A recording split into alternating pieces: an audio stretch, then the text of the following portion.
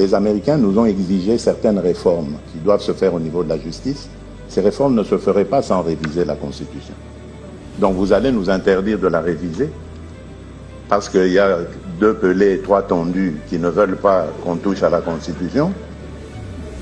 Et on va condamner tout un pays, toute une nation, pour faire plaisir à ces 2 pelés et 3 tondus. La RDC traverse un moment extrêmement grave de son histoire politique. Les récentes déclarations du président Tshisekedi sur les États-Unis, la Constitution, les élections 2028, la guerre à l'Est et les dialogues politiques, ou encore les sanctions contre Joseph Kabila suscitent énormément de réactions. Personnellement, après avoir suivi attentivement cette intervention, je suis resté profondément choqué sur plusieurs points. Parce qu'aujourd'hui, beaucoup de Congolais ont l'impression que notre pays descend à un niveau inquiétant de dépendance et de fragilité politique. Et dans cette vidéo, nous allons revenir point par point sur les déclarations des chefs de l'État, analyser leur portée politique et comprendre ce qu'elles révèlent réellement sur la situation actuelle du pays. Premier point, les États-Unis et la révision de la Constitution. Donc, si je comprends bien, la RDC devient progressivement un territoire des États-Unis. Le président d'un pays indépendant parle ouvertement devant les caméras du monde entier du fait que les États-Unis auraient exigé des réformes dans son pays, des réformes qui nécessiteraient même une révision de la Constitution. Je n'arrive toujours pas à comprendre comment la RDC est descendue à ce niveau. L'Afrique nous regarde, le monde entier écoute ces déclarations, et beaucoup commencent sérieusement à se poser des questions sur notre souveraineté. Et pourtant, depuis longtemps, certains dénonçaient déjà une forme de recolonisation progressive de la RDC. Le plus frappant, c'est que le président ne parle même pas directement d'un changement de la Constitution, mais il affirme que c'était déjà une promesse de l'UDPS et qu'aujourd'hui, le partenariat RDC-États-Unis nécessiterait certaines réformes constitutionnelles. L'UDPS avait dit que si elle arrive au pouvoir, cette constitution sera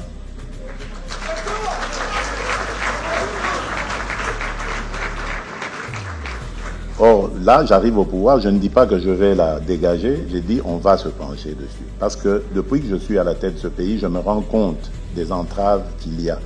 Notamment, il y en a une d'ailleurs aujourd'hui, nous parlons ici du partenariat avec les États-Unis.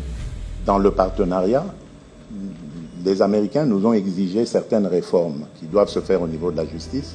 Ces réformes ne se feraient pas sans réviser la Constitution. Donc vous allez nous interdire de la réviser parce qu'il y a 2 pelés et 3 tondus qui ne veulent pas qu'on touche à la Constitution. Et on va condamner tout un pays, toute une nation, pour faire plaisir à ces 2 pelés et 3 tondus. Mais est-ce que nos autorités réalisent vraiment que leurs déclarations sont suivies partout dans le monde, y compris par les autres chefs d'État africains? Deuxième point, le 3e mandat. En même temps, le président révèle quelque chose d'important. Il affirme qu'il n'a jamais sollicité un 3e mandat. Mais juste après, il ajoute que si le peuple veut, alors il pourrait accepter. Je n'ai pas sollicité le 3e mandat. Mais je vous le dis, si le peuple veut que j'ai un 3e mandat, j'accepterai. Et là, il faut être honnête, il s'agit d'un discours politique. Parce qu'en réalité, beaucoup comprennent déjà qu'il prépare progressivement l'opinion à cette possibilité.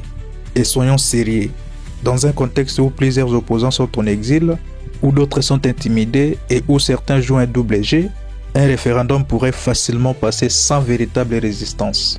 Et au final, le pouvoir pourrait rester longtemps en place. Pour beaucoup de Congolais, c'est ça le véritable objectif caché derrière tous ces débats constitutionnels. 3e point, les sanctions américaines contre Joseph Kabila. Concernant les sanctions américaines contre Joseph Kabila, le président affirme qu'il n'est pas surpris. Selon lui, les États-Unis savent mieux ce qui se passe dans notre pays que nous-mêmes. Déjà là, cette phrase choque énormément le monde. Mais le plus grave vient après. Le président affirme que les Américains sont à la manœuvre pour amener la paix en RDC et que toute personne qui entraverait ce processus sera considérée comme un ennemi.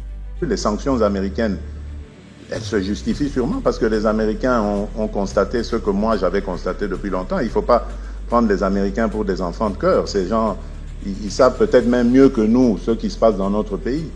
Donc, ils le savaient. Ils le savaient. Et comme aujourd'hui, je vous l'ai dit, ils sont à la manœuvre pour amener la paix parce qu'ils ont besoin d'investissement, de créer des chaînes d'approvisionnement avec la République démocratique du Congo.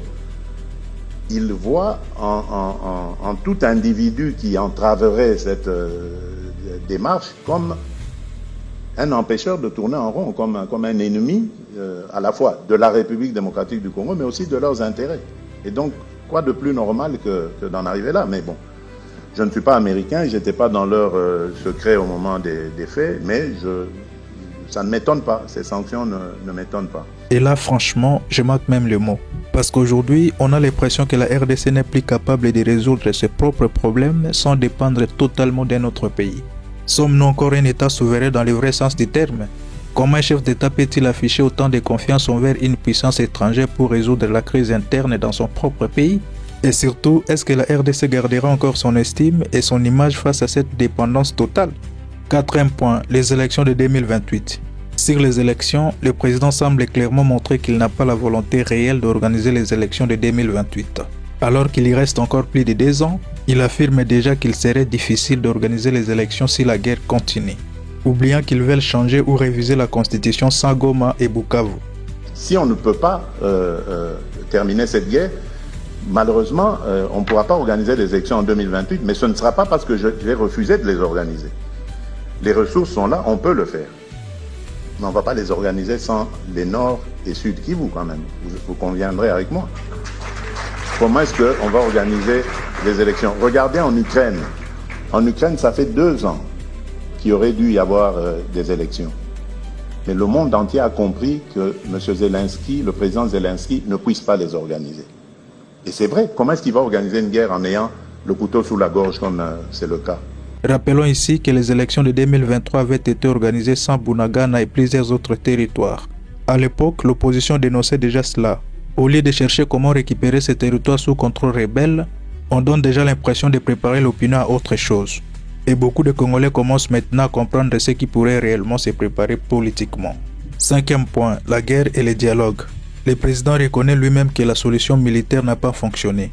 Il explique qu'on lui avait caché le niveau de désorganisation et d'infiltration de l'armée congolaise. Il affirme même qu'il ne pouvait pas déclarer une vraie guerre avec une armée de cet État. Et c'est là où il a présenté ses excuses à la population après sa déclaration sur la moindre escarmouche. Vous vous rappelez qu'en 2023, c'était au moment de la campagne électorale, je crois que c'était le dernier jour de la campagne électorale, j'avais parlé d'escarmouches. À la moindre escarmouche, des rigolos que vous avez vus s'exprimer à Nairobi. La moindre escarmouche, lisez sur mes lèvres. Je vais réunir les 2 chambres en congrès, comme me le recommande la Constitution, et je vais leur demander l'autorisation de déclarer la guerre au Rwanda. Et aujourd'hui, je voudrais vraiment profiter de cette occasion pour m'excuser devant le peuple congolais, pas parce que je n'avais pas envie, que je me suis dégonflé, comme on dit, mais simplement parce que j'avais reçu de fausses informations concernant notre armée. Et si aujourd'hui, d'ailleurs, vous voyez toutes ces sanctions, ces interpellations qui sont prises, c'est l'une des conséquences. C'est-à-dire qu'il y avait une réalité qui nous avait été cachée dans cette armée. On ne va pas à la guerre avec une armée qui est totalement désorientée, décomposée, désorganisée. J'ai dit il y a quelques mois ici, en parlant de l'état dans lequel j'avais trouvé notre armée, en disant que nos militaires étaient vraiment à l'état de clochard. Il y a une certaine opinion qui s'en était offusquée, mais ce n'était pas faux. Lorsque vous avez des... Et donc aujourd'hui, beaucoup pensent que la seule solution restante est le dialogue. Un dialogue national avec tous les acteurs politiques, y compris certains opposants, afin d'isoler ceux qui soutiennent la guerre et profitent de nos divisions internes. Mais le président refuse cette logique. Sur le dialogue, le président Tshisekedi pose cette question. Qu'est-ce qui garantit qu'en dialoguant avec quelques individus, Kagame retirera ses troupes à l'Est? Mais dans le même temps, il affirme qu'il reste ouvert au dialogue pour une paix durable. Alors, la deuxième question, c'est sur le dialogue, sur le dialogue. D'un dialogue politique. Mon cher Osé, donnez-moi une garantie que si je convoque des compatriotes en forum ici pour un dialogue intercongolais, la guerre prendra fin. Donnez-moi une seule garantie et je me mets à la tâche et on convoque ce dialogue. Croyez-vous vraiment que c'est parce que quelques Congolais se seront réunis à Kinshasa ou ailleurs dans la République que le Rwanda comprendra le message et il quittera, il va retirer ses troupes? Ça n'a pas de sens. Donc ça veut dire qu'on va se retrouver ici, faire un dialogue, parce que je connais les visées de ceux qui demandent ce dialogue. C'est d'aller dans un gouvernement, etc. Mais croyez-vous qu'après ça, les Rwandais prendront peur, ils vont quitter notre pays? Je vous ai démontré ici que leur économie est basée sur ces pillages. Donc ils vont se battre jusqu'à la dernière énergie avant de quitter le sol de ce pays. Et c'est pour ça que des alliés puissants comme les États-Unis sont nécessaires pour nous aider à les faire déguerpir de là. Pour revenir à ce qu'on disait tout à l'heure. Donc voilà, le dialogue, moi je suis ouvert. J'ai rencontré d'ailleurs des opposants, je les ai rencontrés. Et aujourd'hui on en a des anciens opposants qui sont au gouvernement. Je dis anciens parce qu'ils sont plus opposants maintenant qu'ils sont au gouvernement. Donc, c'est vous dire que je suis vraiment ouvert. Je suis ouvert à dialoguer, au dialogue avec tous mes compatriotes, quels qu'ils soient. Je n'ai aucune difficulté à ça. Je suis quelqu'un d'ailleurs, ceux qui me connaissent bien en privé, ils le savent. Je parle avec tout le monde, tout le monde. Moi, je ne me la joue pas président de la République, je ne contacte pas celui-là, non, je parle avec tout le monde. Et j'aime entendre d'ailleurs les gens parler, m'exprimer leurs desiderata, parce que j'aime aider les gens. Je n'aime pas voir les gens malheureux. Je veux résoudre les problèmes, peut-être j'en fais un peu trop, mais c'est ça. J'essaie de faire ce que je peux. En tout cas, tant que je serai là, c'est à ça que je m'adonnerai. Donc, le dialogue, je le veux, mais je veux un dialogue qui soit conditionné par la paix totale et véritable sur tout l'ensemble de la République démocratique du Congo. Et là encore, cela ressemble à une contradiction. Parce que si Kagame profite réellement des divisions internes congolaises, alors l'unité des Congolais pourrait justement affaiblir cette stratégie. Si tous les Congolais se retrouvaient autour d'une même table, Kagame se retrouverait isolé. Et beaucoup pensent que c'est justement notre division qui fait aujourd'hui sa force.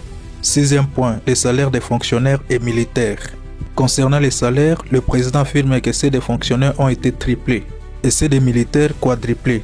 Les salaires des fonctionnaires ont été triplés, tandis que ceux des militaires et des policiers ont été quadruplés. Enfin, 4 baisses successives des prix du carburant sont venues atténuer la pression sur le budget des ménages. Personnellement, je ne vais pas trop commenter là-dessus, parce que les fonctionnaires, le militaire et les policiers eux-mêmes nous suivent. Qu'ils nous disent dans les commentaires combien ils touchent réellement aujourd'hui. Les Congolais veulent connaître la vérité du terrain. 7e point, les retraits des troupes rwandaises sur le sol congolais. Sur la question du retrait des troupes rwandaises de notre territoire, le président répond que celle-ci connaît la date et qu'il ne peut pas la préciser.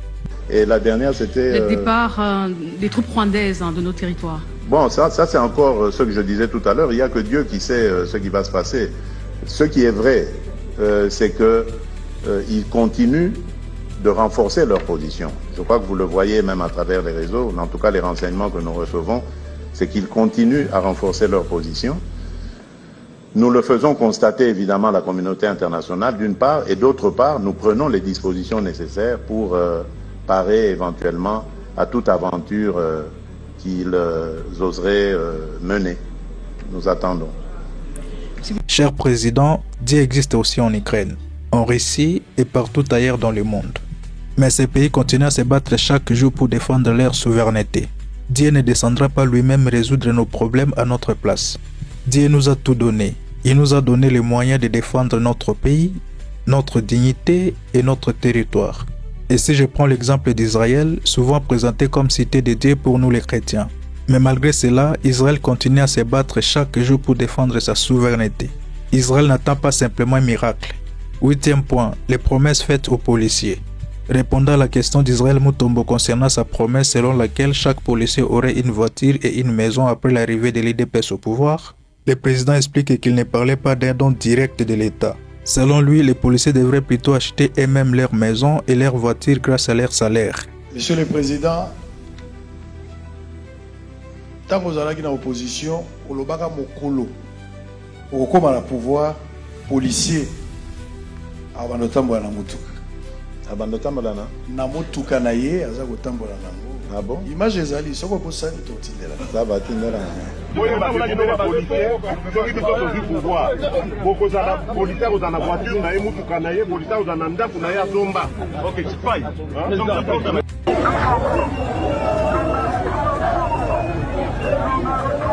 Nalobaki na obongisa policier mais Teolobaki oza lolendo ya komona soko pesinga maloba. Non, il n'y a pas de problème. Non, alingena ye balelo policier boni bazwe déjà mituka. Alors, ba policier olobi nanga na pesa i promesse wana. Bien sûr. Promesse wana so ina pesa yango. Mais na bandi ko sa yelango. Na uti oloba na discours nanga. Salaire na bango est quadruplé. Et comme une fois 4. C'est vrai que il faut peut-être encore émata. Mais tant que tozolo ba ke botambola na mituka, c'est pas mituka o l'état ko sombela bango. C'est ce que leur salaire va leur permettre d'obtenir comme crédit et tout ça pour na ko somba mituka. Donc en fait, c'était peut-être une illustration, je ne me rappelle plus de ses propos comme tel, mais ça, illustration, mais beaucoup de Congolais se rappellent très bien des promesses faites à l'époque. Et aujourd'hui encore, énormément de policiers vivent dans des conditions extrêmement difficiles.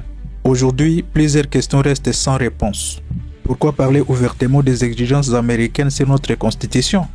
Pourquoi préparer déjà l'opinion sur l'impossibilité des élections de 2028? Pourquoi cette dépendance aussi visible envers les États-Unis? Pourquoi refuser le dialogue national profond alors que même la solution militaire semble avoir échoué? Et surtout, la RDC est-elle encore totalement souveraine dans ses décisions stratégiques? Le peuple congolais observe attentivement et les prochains mois seront extrêmement décisifs pour l'avenir du pays. Dites-moi dans les commentaires ce que vous pensez réellement de ces déclarations du président Tshisekedi. Pensez-vous qu'il dit simplement la vérité sur la situation actuelle du pays? Ou estimez-vous que la RDC perd progressivement sa souveraineté? Le dialogue national est-il aujourd'hui nécessaire? Les élections de 2028 auront-elles réellement lieu? Abonnez-vous, partagez la vidéo et activez la cloche pour ne manquer aucune analyse politique sur la RDC. C'est toujours Don Didier Makweta, à très bientôt.